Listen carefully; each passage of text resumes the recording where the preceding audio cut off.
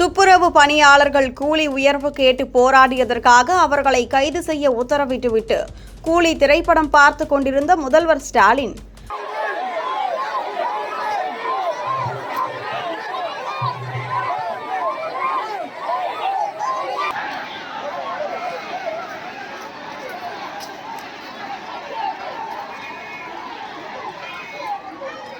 சென்னை மாநகராட்சியின் ரிப்பன் மாளிகை முன்பு 13 நாட்களாக பணி நிரந்தரம் மற்றும் தனியார் மயமாக்கலுக்கு எதிராக அமைதியாக போராடிய தூய்மை பணியாளர்கள் திமுக அரசின் உத்தரவின் பேரில் நள்ளிரவில் காவல்துறையினரால் மிக கொடூரமாக அடித்து துன்புறுத்தப்பட்டு கைது செய்யப்பட்டனர். நூற்றுக்கணக்கான பெண்கள் உட்பட சுமார் 800 பணியாளர்கள் இரவு 11:30 மணியளவில் 500க்கும் மேற்பட்ட காவலர்களால் சூழப்பட்டு எவ்வித முன்னறிவிப்பும் இன்றி வலுக்கட்டாயமாக பேருந்துகளில் ஏற்றப்பட்டு நீலாங்கரை, வேளச்சேரி, கோட்டூர்புரம் போன்ற தொலைதூர மண்டபங்களுக்கு இழுத்து செல்லப்பட்டனர். போராட்டக்காரர்கள் ஜெய்பீம் கோஷமிட்டு எதிர்ப்பு தெரிவித்த போதும் காவல்துறையினர் அவர்களை இழுத்து தள்ளி அடித்து மிரட்டி சில பெண்கள் மயங்கி விழும் அளவுக்கு கொடுமைப்படுத்தினர். திமுக அரசு உயர்நீதிமன்ற உத்தரவை காரணம் காட்டி தொழிலாளர்களின் நியாயமான கோரிக்கைகளை பேச்சுவார்த்தை மூலம் தீர்க்காமல் அவர்களின் ஜனநாயக உரிமைகளை மறுத்து இரவோடு இரவாக இத்தகைய அடக்குமுறையை கட்டவிழ்த்து விட்டது.